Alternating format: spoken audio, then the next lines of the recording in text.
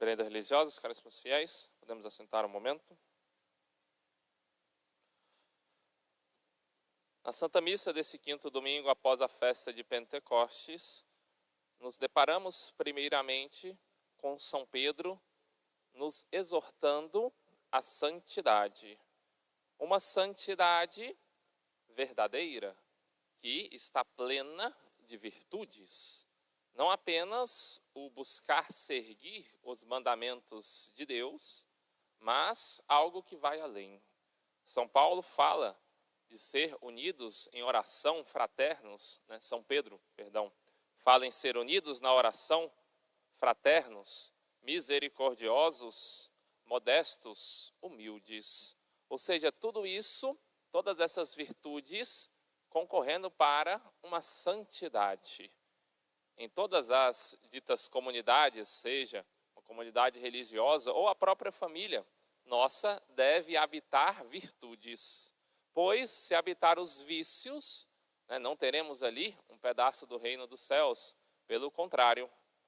Por isso, devemos cultivar virtudes. Não apenas dizer, sigo a Cristo, sigo o Evangelho, vou à igreja, mas eu tenho que construir em mim uma vida de santidade. Não é apenas o seguir, mas é o fazer, é o tornar-se santo. Porque o próprio Cristo disse, se a nossa justiça não superar, ou seja, justiça entende-se santidade. Quem pratica a justiça é o justo. Se a nossa justiça não superar a dos escribas e fariseus, que falsamente seguiam os mandamentos, não entraremos no reino dos céus. É isso que nosso Senhor nos exorta, de que temos que viver com todo o amor e plenamente a nossa vida cristã. Eu tenho que ser uma pessoa religiosa, praticar, de fato, uma vida de oração, caridade e virtude. Caso contrário, estarei enganando a mim mesmo. E São Pedro, ele começa nos exortando a questão das palavras. O justo, ele não profere mentiras, ameaças ou palavras enganosas, palavras torpes. As palavras também podem ser pecado. Não peca-se apenas querendo algo ou fazendo algo, também falando coisas que não devia. A pessoa pode cometer um pecado. E se as palavras constituem pecado contra Deus ou contra a santa pureza, constituindo matéria grave e ditas com certa advertência, a pessoa sabendo que é pecado, ela comete um pecado grave. Então temos que ter muito cuidado com as nossas palavras. Os nossos lábios devem estar sempre uma vida de oração, palavras que santificam, e não utilizar-se das palavras para o pecado. Porém, esse será o último ponto numa vida de santidade. O próprio São Tiago disse que a pessoa que refreia toda a sua língua, que consegue refrear a sua língua e não dizer palavras pecaminosas em momentos de dificuldade, essa consegue refrear todo o seu corpo. Então, aquele que domou até as suas expressões, seu modo de agir nas adversidades, para agradar ao Senhor, esse vive a santidade.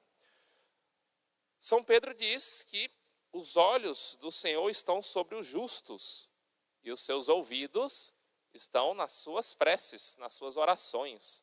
Por isso, ser santo é algo que agrada a Deus. Se quisermos, conforme disse nosso Senhor, um pedido, uma graça de Deus, em primeiro lugar, eu devo querer a santidade. Seria algo não inteligente querer uma graça não buscando o reino dos céus. Eu quero que nosso Senhor me cure, mas a pessoa está buscando com intenção de no futuro praticar um pecado, de não se converter. Acabou que a doença se tornou um meio de conversão e oração para aquela pessoa, em que ela resolveu buscar a Deus, acordou e descobriu que a morte existe, de que talvez essa doença possa levá-la ao fim. Por isso, se nós queremos que Deus escute as nossas preces, Em primeiro lugar, nós temos que fazer essa renúncia na busca da santidade. E isso vai passar, né, pelas nossas palavras. Nosso Senhor disse em Mateus 12, a boca fala aquilo que o coração está cheio.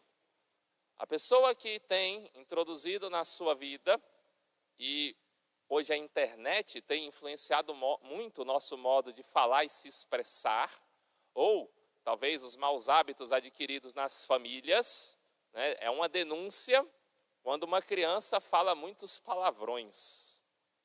Por quê? Porque ela está aprendendo aqueles palavrões em algum recinto, em algum local. Pode ser a escola, pode ser talvez na rua com os amigos, ou, na maioria das vezes, nas famílias, no lar. Por isso que os defeitos e, sobretudo, a questão, né, dos palavrões vão manifestar uma falta de virtude e santidade.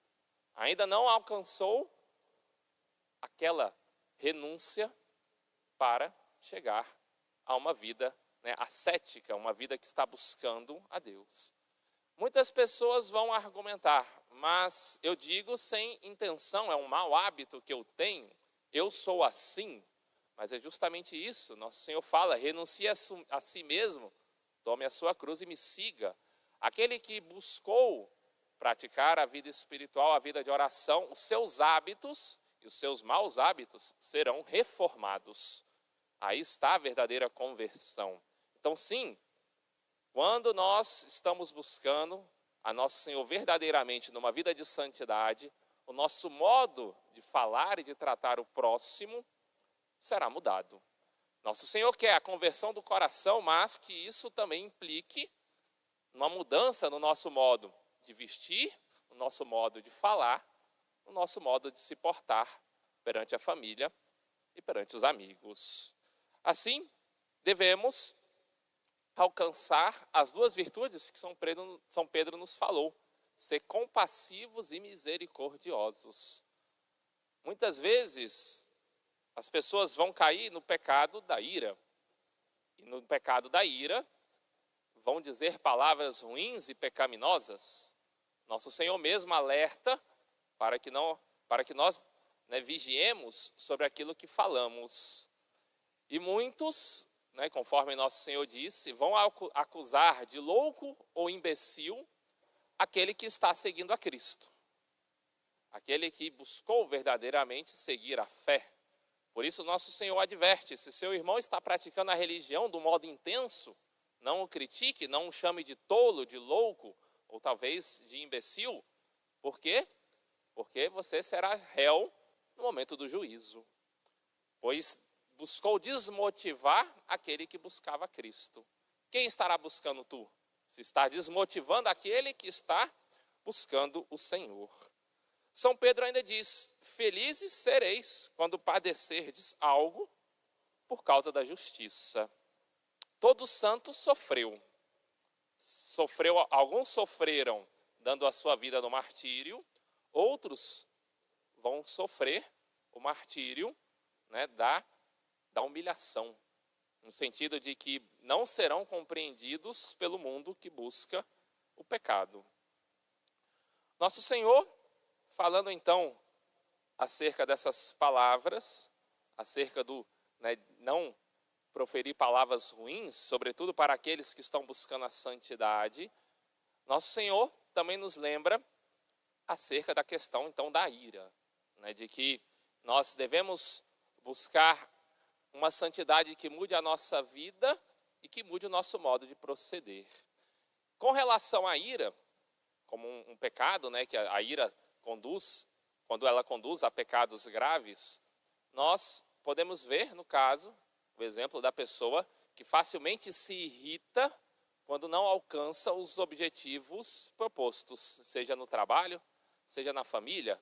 Quando alguém, às vezes, não realizou o trabalho devido, a manifestação dessa ira vai denotar uma falta de santidade e virtude, mas vai denotar também um orgulho, pois a pessoa, ela se sentiu ultrajada, se sentiu de certo modo rebaixada, porque não foi obedecida a sua ordem. Porém, o primeiro a ser ofendido em todo o pecado é Deus, é nosso Senhor. Por isso não há justificativa para uma ira que manifeste pecado. São Paulo, inclusive, chega a dizer em Efésios: ireis, mas não pequeis.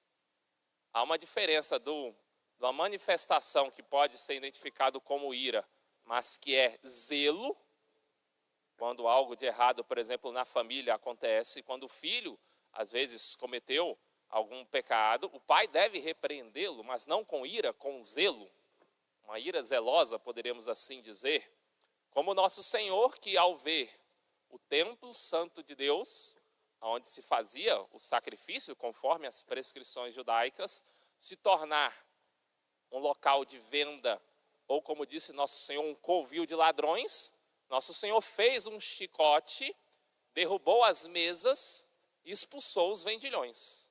O texto não nos narra claramente se nosso Senhor deu chicotar em alguém, mas expulsou aqueles homens.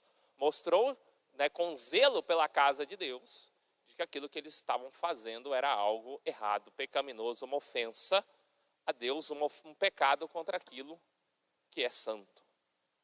Ao mesmo tempo, nós vemos muitas vezes o pecado não ser manifestação de zelo, mas manifestação de orgulho e de amor próprio.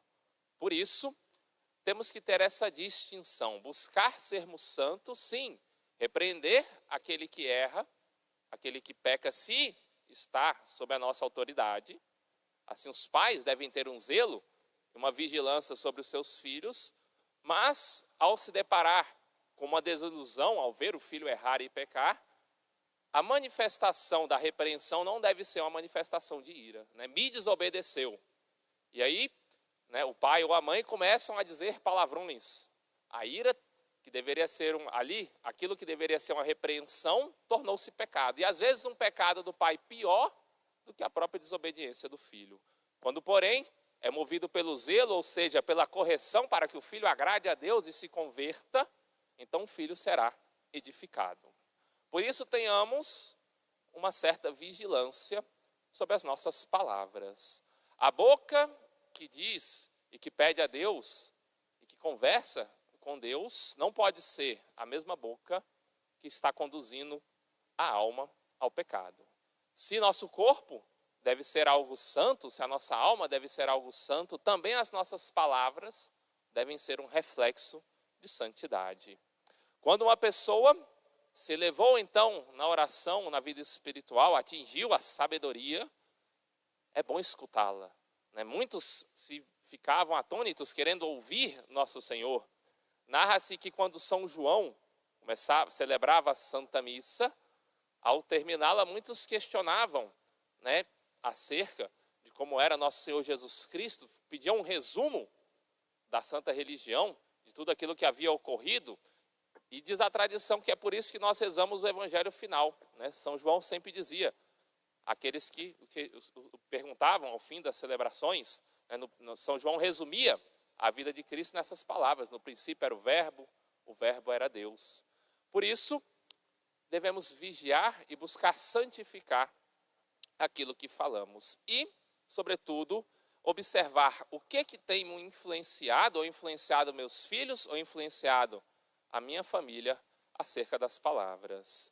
Quem ouve, quem assiste, quem consome conteúdos repletos de palavrões, em breve também falará, mesmo que não esteja atento, palavrões. Por isso, purifiquemos aquilo que nós estamos consumindo, purifiquemos as nossas palavras e utilizemos da nossa língua para louvar, amar, adorar e agradar a Deus. Louvado seja nosso Senhor Jesus Cristo. Para sempre seja louvado.